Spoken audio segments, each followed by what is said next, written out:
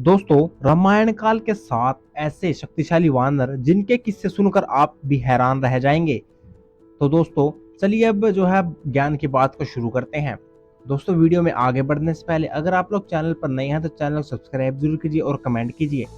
तो दोस्तों, रामायण काल का जब भी जिक्र आता है तब परम शक्तिशाली हनुमान जी को हम लोग जरूर याद किया जाता है। रामायण काल में हनुमान जी के अलावा भी कई अन्य शक्तिशाली वानर हुए जिनके पास इतना बल था कि उनके आगे महाशक्तिशाली महाबली रावण भी नहीं टिक पाया, जिन्होंने बड़े बड़े राक्षसों को एक मुक्के के प्रहार से ही मार डाला। तो चलिए जानते हैं आखिर कौन थे ये शक्तिशाली वानर। 7वें स्थान पर है नल। नल विश्वकर्मा के पुत्र थे और अपने पिता की तरह वो एक अच्छे वास्तुकार भी थे। जितने वे नटखट थे उतने ही ज्यादा ताकतवर भी थे। उन्होंने राम सेतु बनाने में एक महत्वपूर्ण भूमिका निभाई थी। बड़े बड़े पत्थरों को उठाना उनके बाएं हाथ का खेल हुआ करता था। इन्होंने जो है कई राक्षसों का वध किया था जो एक समय पर राम सेना पर भारी पड़ने लगे थे। जहां तक भगवान श्री राम की सेना के साथ मिलकर इन्होंने लंकापति रावण के कई सारे असुरों का वध किया। 6ठे स्थान पर है नील, जो कि स्वयं नल के ही भाई थे। वे अग्निदेव के पुत्र थे। वे जितने शरारती हुआ करते थे उतने ही निडर और बलशाली भी थे।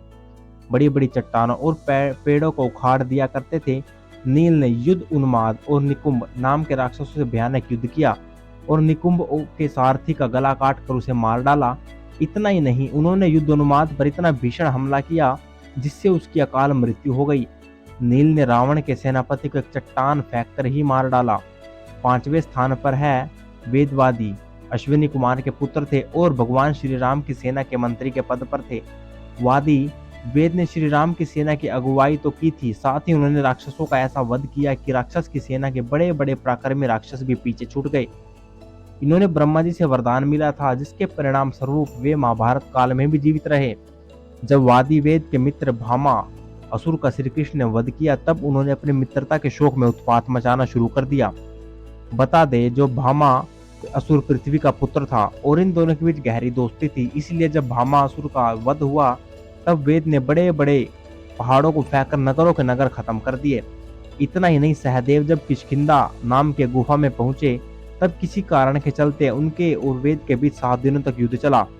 आपको बता दें कि वध इसका जो है अंत किया वो श्री कृष्ण के बड़े भाई बलराम के हाथों हुआ था।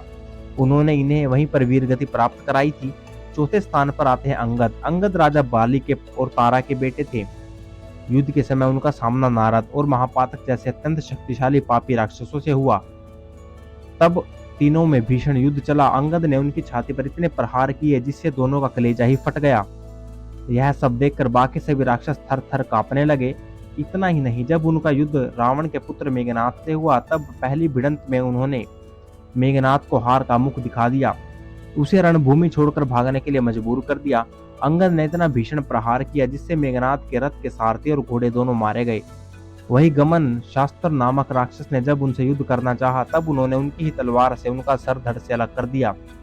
वही रावण के लंका कांड के अनुसार जब श्री राम ने उनको दूत बनाकर उन्हें लंका भेजा तब रावण की सभा में उन्होंने अपना पैर ऐसा जमाया जिसे खुद रावण भी नहीं हिला पाया।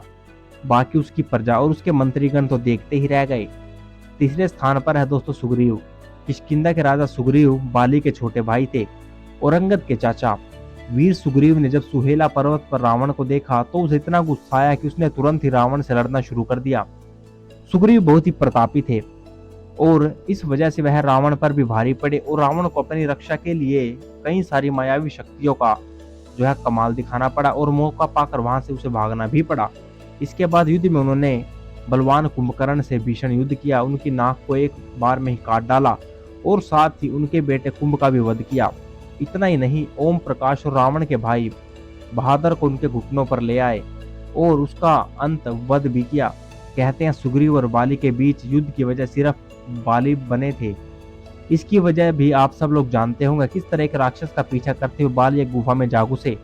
जब वह वापस नहीं आए तब सुग्रीव ने उसे पत्थर से ढक दिया और किष्किंधा पर राज करने लगे। लेकिन जब बाली वापस आया तो वह क्रोधवश सुग्रीव पर चढ़ बैठा और उसे राज्य से निष्कासित कर दिया।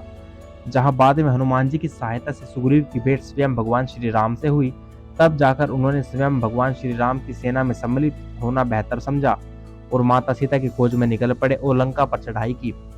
दूसरे स्थान पर शक्तिशाली बाली इंद्र के पुत्र थे। और उन्हें अपने पिता से एक ऐसी माला मिली थी जो मुसीबत के समय एक लंबे समय तक उसकी सांसों को थामे रखती थी। इतना ही नहीं, उन्हें ब्रह्मा जी से यह वरदान मिला था कि जब जब उन्हें कोई युद्ध की चुनौती देगा तो सामने वाले प्रतिद्वंदी की जो आदि शक्ति बाली के अंदर समा जाएगी। एक दिन अपने घमंड में चूर होकर रावण और बाली के बीच युद्ध हुआ, जहां बाली ने रावण को हार का मुंह दिखाया और 4 महीने तक अपनी काख में दबाकर चारों दिशाओं में चक्कर लगाकर उनको सबके सामने अपमानित किया। आपको बता दें, स्वयं भगवान श्री राम को भी बाली को छल से मारना पड़ा था। अब बात करते हैं पहले स्थान की, जिसे कोई नहीं छीन सकता। तो वह स्थान है स्वयं हनुमान जी, जो वायु के पुत्र पवन पुत्र के नाम से प्रसिद्ध हैं।